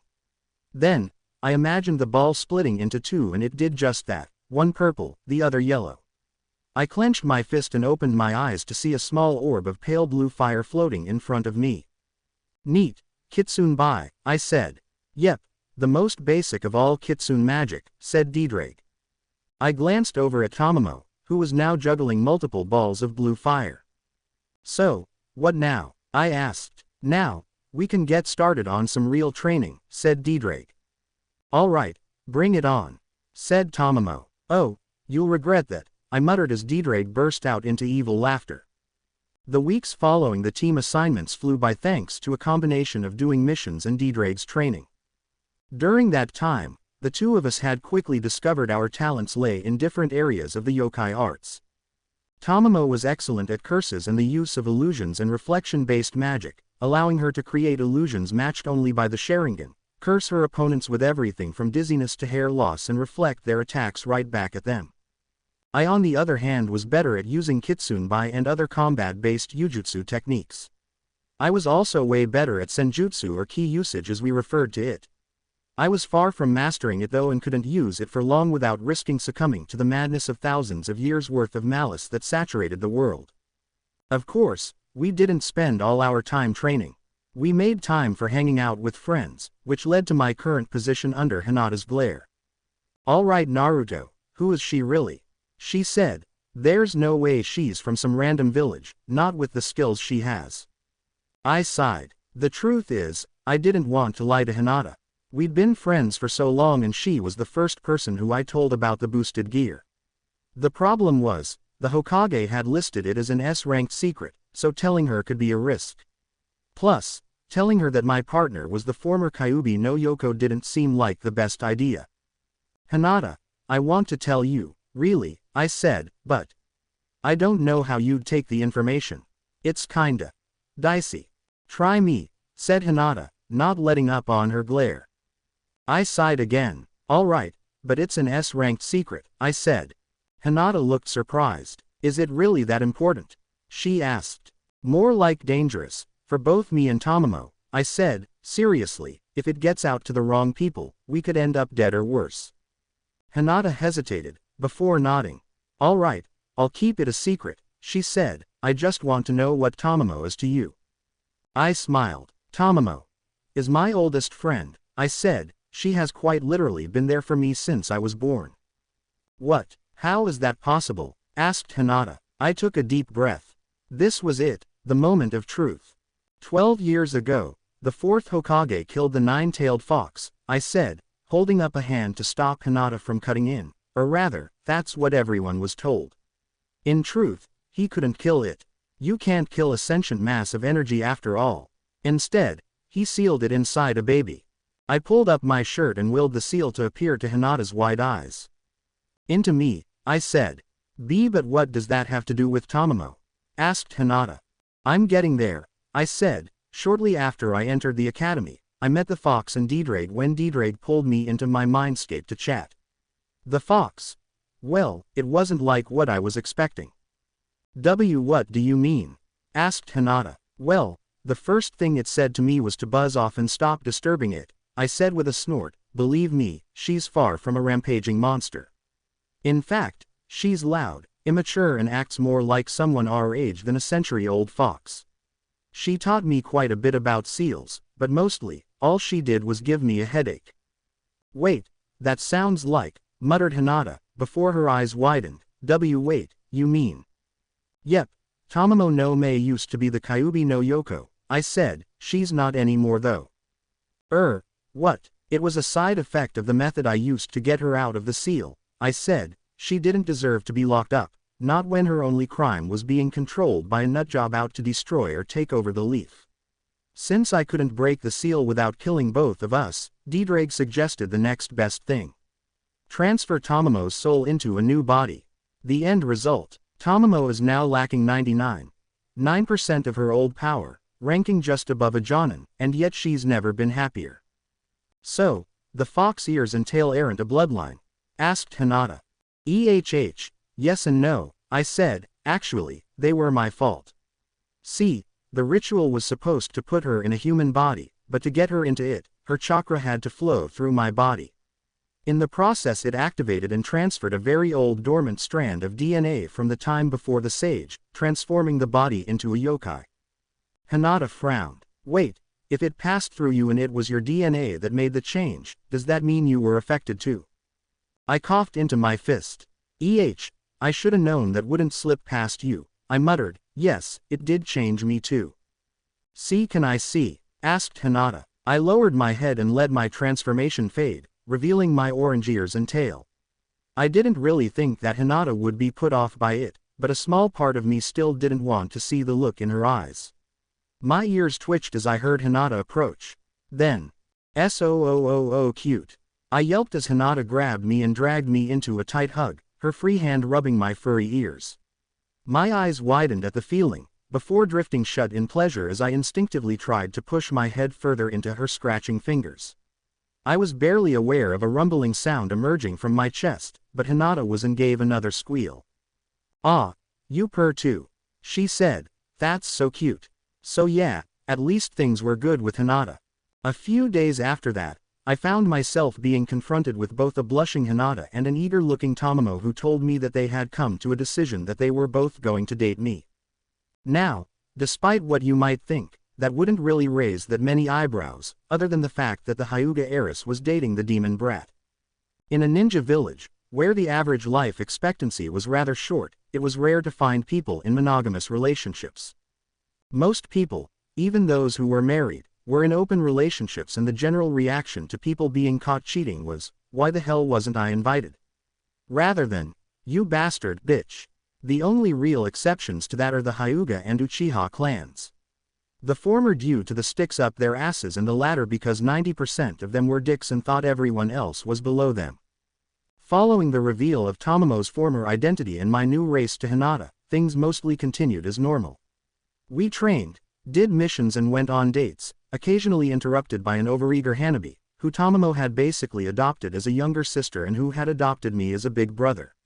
Not that I'd ever complain about having the little bundle of joy around, although I could do without her nearly cracking my ribs at least once a week.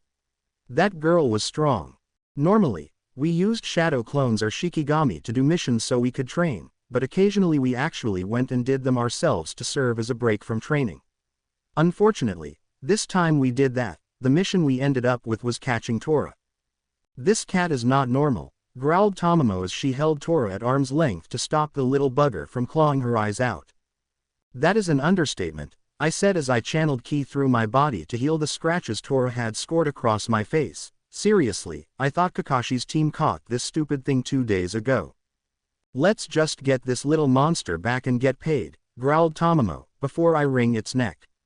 "Oh, thank goodness you're back, Tora-chan," exclaimed the, large Madame Shijimi as she hugged the struggling cat to her bosom. Yes, suffer," muttered Tamamo, grinning evilly at the crying feline. "Nice work, Team 11, said the Hokage as the daimyo's wife paid and left. "Now, let's see. We have a few missions to choose from today.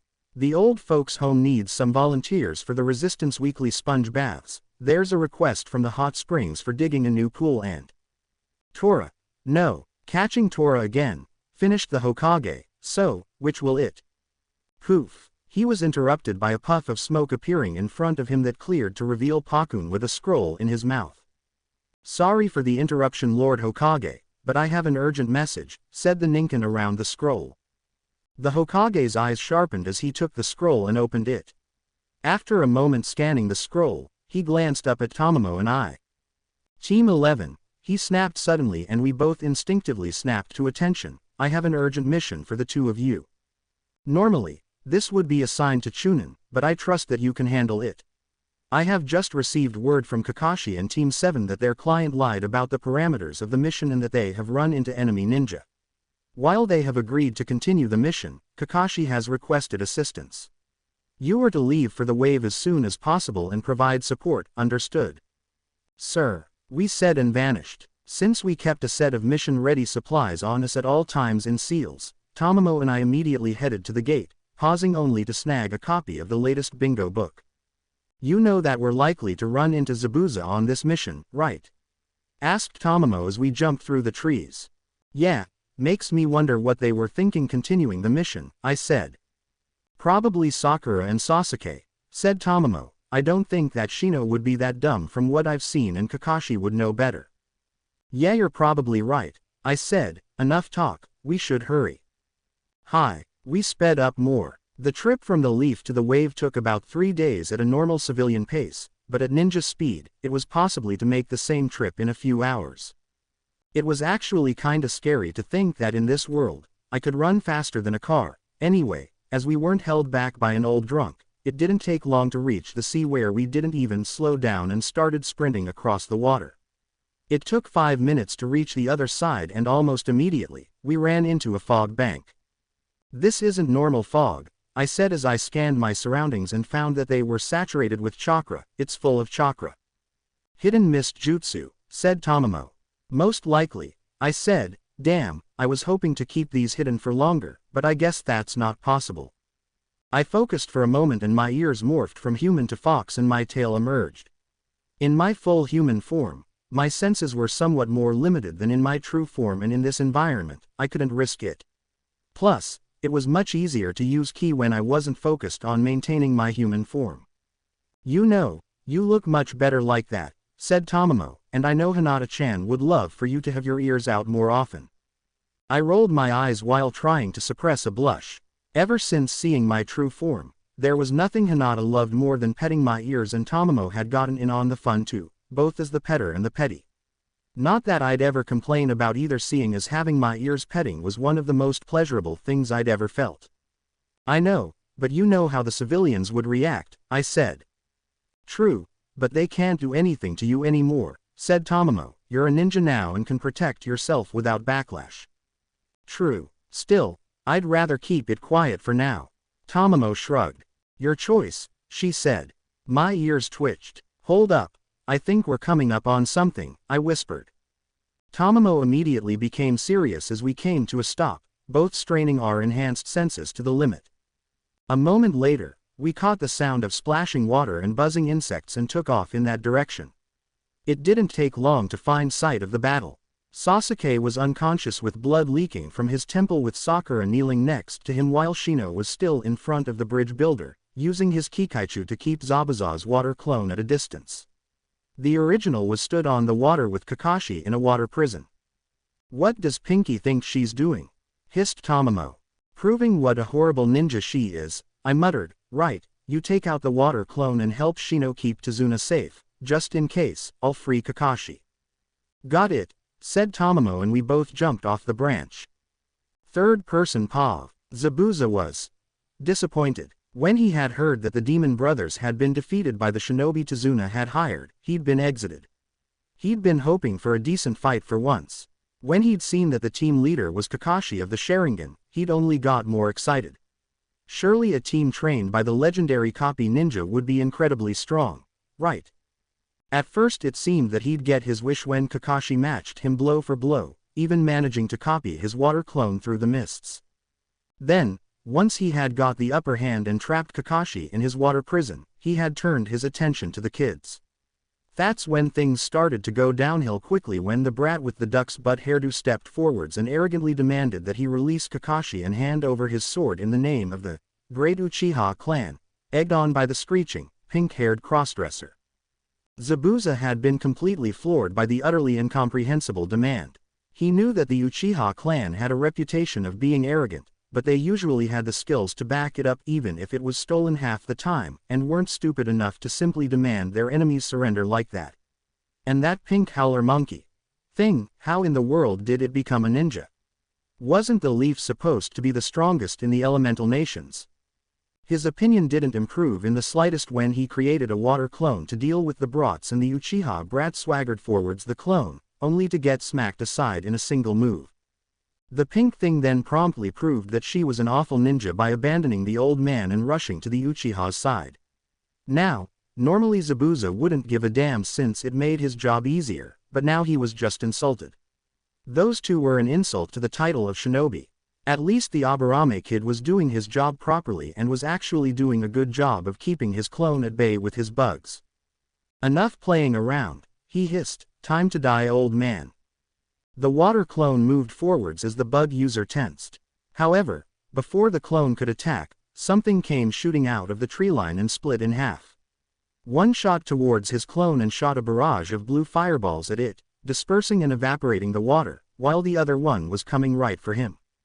Boost. Zabuza snatched his sword off his back and brought it up, just in time to block the roundhouse kick his attacker aimed at his head. Despite the block, the sheer force of the impact nearly forced him to release Kakashi. Huh, not bad, said his attacker, let's see if you can handle this. Boost. Zabuza's eyes widened as the gem on the boy's gauntlet flashed as he flipped and slammed his other foot into his sword. This time, the blow was twice as hard, sending him skipping back across the lake like a stone. Back to Naruto. I landed lightly on the water and dropped into my stance as Zabuza clambered out of the water. You damn brat, growled the missing nin, who the hell are you?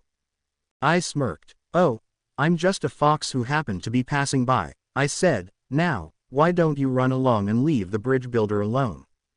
Zabuza growled at me. Damned brat, he snarled, I'll kill you. He snatched up his sword and charged at me. I smirked and met the charge as my power was boosted again. I blocked the Kubikiribocho with my gauntlet and slammed my other fist into his chest. The force of the impact sent him flying back into a tree.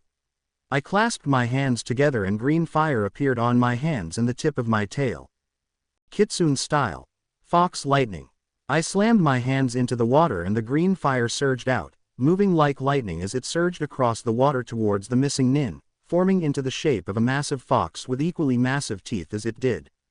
Kitsune style was actually my Yujutsu using my Kitsune Bai. Despite appearing as a ghostly flame, the stuff could also be used like lightning and even to burn away my opponent's chakra if I was feeling really vindictive. Using it like that was extremely painful for the victim however, so I preferred not to have to resort to that. Zabuza's eyes widened at the sight of the attack bearing down on him, but the damage my kick had done to him meant he couldn't move. An instant later, the attack hit and the missing nin screamed as his nerves were fried. What the hell? He groaned as I approached. What are you? I smiled as I drew a kunai. Your death, I said and drew back my arm to throw the kunai through his heart, charging it with more Kitsune Bai as I did. Before I could however, a set of needles shot out of the trees and hit him in the neck. I narrowed my eyes and turned to the branch of a nearby tree where Haku was stood. Thank you very much, said Haku. I've been. He was cut off however when I threw my kunai at him, forcing him to dodge. I summoned more Kitsune Bai, but before I could try and stop him from leaving, Haku grabbed Zabuza and vanished. Damn, Tamamo, find him. I shouted. Sorry Naruto, he's already out of range, said my partner, he's really fast. TCH, damn it, I growled. I jumped back to the shore where Kakashi was checking on Sasuke. Hey Kakashi-sensei, is everyone alright? I asked. Yes, I think so, said Kakashi. Sasuke isn't badly hurt, just a minor bump to the head. Well, I guess that's a good thing, I said. What about Naruto Baka, what are you doing here? Shrieked Sakura, who had finally noticed my presence, and why are you wearing those ridiculous ears? She's fine, I muttered. Also, ow. We're your backup Pinky, said Tamamo, and Naruto-kun's ears aren't ridiculous, they're adorable. Sakura scoffed, as if Naruto Baka could ever match up to Sasuke. She said. Tamamo ignored her. Alright, now that's dealt with, we should get going, I said. Zabuza won't be bothering us again for a while, but I really don't want to be stuck out here at night. Good plan, said Kakashi. Tazuna, how much further? Not far now, said Tazuna. Alright then, Sakura, you pick up Sasuke. Shino, take the rear, said Kakashi, and could one of you two help me? I used a lot of chakra in that fight and I don't think I can walk right now. I nodded and helped Kakashi to his feet, letting him lean on me as we continued towards our destination. Well, wasn't this mission off to a flying start? After reaching Tazuna's house and dumping Sasuke in a room to recover from his concussion, the competent members of Team 7 joined Tamamo and I in the house's living room for a planning session. Alright, first things first, said Kakashi. Naruto, what's with the ears and tail? Bloodline, I said. Kakashi gave me a flat look. Ask the old man when we get back to the village, I said. For now, bloodline works fine as an explanation. Kakashi sighed. Alright, fine, said Kakashi. Anyway, we need to make plans for dealing with Zabuza. I would like to know how you figured out that kid wasn't a real hunter nin though. No hunter nin would use Senbon as their weapon, said Tamamo. Well, unless they were poisoned. I shook my head. Even in the mist, I would have been able to smell it from that range, I said. Plus, the curse I placed on Zabuza didn't fade when he died. Curse? Asked Shino. I held up my hand and the kanji for curse appeared on the palm of my hand. Think of it like a hidden technique connected to my bloodline, I said. Tamamo and I both possess the same abilities, one of which is to place curses on people. Depending on their strength, they don't tend to last very long without an anchor, but the one I placed should serve to weaken Zabuza for a while, especially with the nerve damage caused by my attack and the Senbon to the neck. What does the curse do? Asked Kakashi. The one I placed will simply cause his body to weaken, slowing its recovery rate, I said, considering how much chakra he has and the fact that I don't know enough about him to make the curse stick, I'd say it'll last for about half a week. During that time, any attempt to heal him with medicine or medical ninjutsu will be half as effective. Sounds like a useful ability, said Shino. It's not that effective without preparation, but it can be handy for creating Pyrrhic victory conditions. Anyway, getting off our abilities for a while, said Tamamo, I'm more interested to know why you decided to continue with the mission. You had to know that Zabuza would show up if the demon brothers were involved. Kakashi snorted. I wanted to go back and Shino agreed, but Sasuke and Sakura insisted. He said, I was worried that they'd do something foolish if I ordered us back, so I felt it was better to continue so I could try and keep them safe. I suppose that's fair enough, I said. Now what about those two idiots? Sakura especially doesn't seem like she's suitable for the ninja life at all. She's not, growled Kakashi. She point blank refuses to train. I'm pretty sure the only reason she shows up to training is so she can stare at Sasuke. Sakura is completely unsuitable as a ninja, said Shino. Not only is she weak, but she abandoned the client in favor of Sasuke. As for Sasuke, he is childish, arrogant and seems to believe that everything should be handed to him on a silver platter. To be honest, I'm surprised he hasn't tried demanding secret clan techniques. Why haven't you dropped them then? Asked Tamamo. Are you joking? Scoffed Kakashi. The great Uchiha, not a ninja. Plus. Kakashi sighed. As bad as he is, I can't help but feel that there is something in Sasuke worth training. Every now and then, I catch a glimpse of brilliance I haven't seen in an Uchiha since. He trailed off, his fingers ghosting over his covered eye. That's all very well and good, but what about Pinky? I asked. I've tried, but the civilian council keeps overturning it, growled Kakashi. I was hoping that I could use this to convince them to actually become decent ninja, but if not, I'm going straight to the Hokage. Fair enough, I said, getting to my feet. For now, Tamamo and I will go set up some traps to keep the house safe. Let's go. We left the room and headed for the door. As we passed through the door, I paused when I caught a scent floating around the door. Apparently, someone had been listening in on us. I narrowed my eyes, but didn't say anything. Even if someone had heard it, there wasn't anything confidential discussed. I'd find our eavesdropper later. With shadow clones, it didn't take long to surround the house with enough seals that not even an ant could get through without us knowing about it. With the last seal complete, we headed back to the house where we joined Kakashi and started making plans for the upcoming battle. Since Sasuke and Sakura were apparently completely useless, the plan was to spend the next week training them, then have them protect Tazuna with Shino while Team 11 and Kakashi went against Zabuza and Haku. That might be a bit of an overkill, but we were ninja.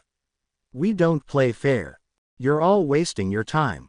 We looked up from our planning to see a little boy with a bucket hat and a blank expression stood in the doorway. What's that supposed to mean?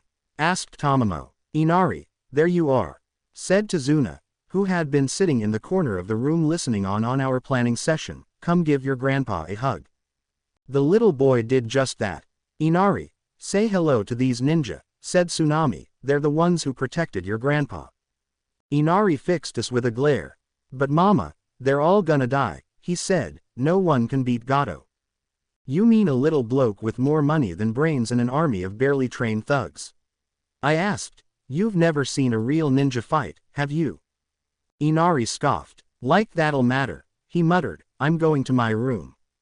He vanished upstairs. Damned brat, growled Tamamo. Sorry about that, said Tazuna. Inari, he's been through a lot. My ears twitched as they caught the sound of muffled sobs coming from upstairs. Yeah, I bet he has, I muttered. The next week was spent with Team 7 hard at work training for the upcoming brawl. Even Sakura, despite her protests, was forced to train when Tamamo got sick of her sitting on the sidelines and started chasing her around until she could do the tree climbing exercise with ease. Shino spent most of the time doing his own thing since Kakashi had told him to train with his clan while he tried, and mostly failed, to whip Sakura and Sasuke into shape. Speaking of Sasuke, the last Uchiha had been oddly quiet since he woke up.